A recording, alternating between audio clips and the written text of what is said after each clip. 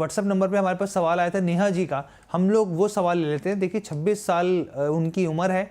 इनका साफ तौर पे कहना है कि मुझे म्यूचुअल फंड में 1 साल के लिए एक मुश्त 10 लाख रुपए निवेश करने हैं, किस तरीके से और कहाँ निवेश करें? सर क्या सलाह रहेगी आपकी?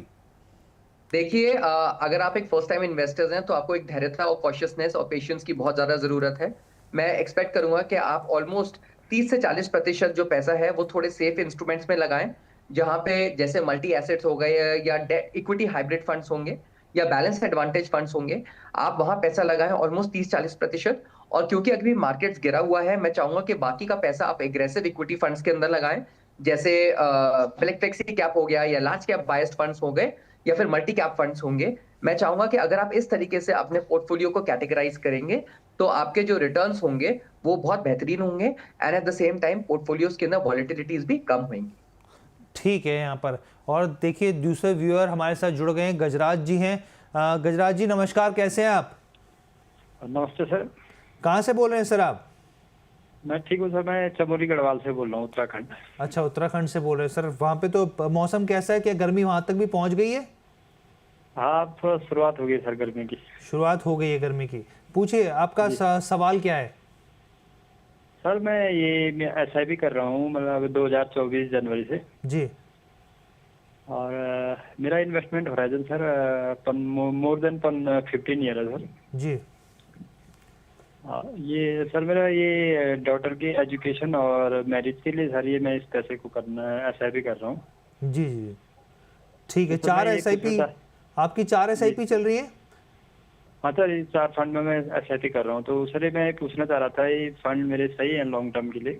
ठीक है, एक बार हम लोग बताए थे Motilal Oswal mid cap fund में 1000 की SIP चल रही है, पराग पारिक फ्लेक्सी कैप में 1500 की SIP, बंधन स्मॉल कैप फंड में 1000 रुपये की SIP और यहाँ पे SBI कॉन्ट्रा फंड में 1000 रुपये की SIP, यानी कि करीब करीब 4500 रुपये सर आप निवेश कर रहे हैं हर महीने।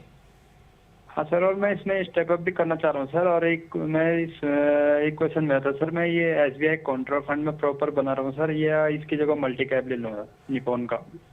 ठीक है यहाँ पर। तो बस सर आपने गजराज जी को सुना, यहाँ पर बेसिकली बेटी की पढ़ाई के लिए ये एक कॉर्पस तैयार करना चाहते हैं। SBI कॉन्ट्रा फंड की जगह क्या दूसरा फंड का इस्तेमाल किया जा सकता है? और अभी जो फंड है यहाँ पर आपको सही लग रहे हैं, नहीं लग रहे, और यहाँ पे स्टेप अप भी करना चाह रहे हैं, आपके हिसाब से क्या सलाह रहेगी? सवाल ये जो आपने मुझसे पूछा है कि ये 7 साल के लिए आपका पोर्टफोलियो आपने जो डिफाइन किया है SIPs के फॉर्म में, जी। जिसमें आपने मिड कैप में 1000 रुपए, फ्लेक्सी कैप में 1500, स्मॉल कैप में 1000 और कॉन्ट्रा में 1000, ये एक बहुत बैलेंस्ड पोर्टफोलियो है। मैं चाहूंगा कि आप इस पोर्टफोलियो को कंटिन्यू करें। कॉन्ट्रा फंड को छेड़ने की कोई जरूरत नहीं है, बिकॉज जो मल्टी कैप फंड्स हैं वो ऑलरेडी आपके जो दूसरे फंड्स हैं वो उनका काम पूरा कर रहे हैं।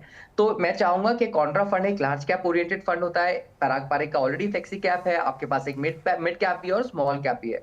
इसको आप प्लीज कंटिन्यू रखें, इसको ज्यादा आप इसको बिल्कुल स्टेप अप करें, बिकॉज स्टेप अप करने से क्या होता है, आपका जो कॉर्पस है वो चक्रवृद्धि ब्याज से बहुत जल्दी बढ़ने लगता है 3 से 4 साल के बाद।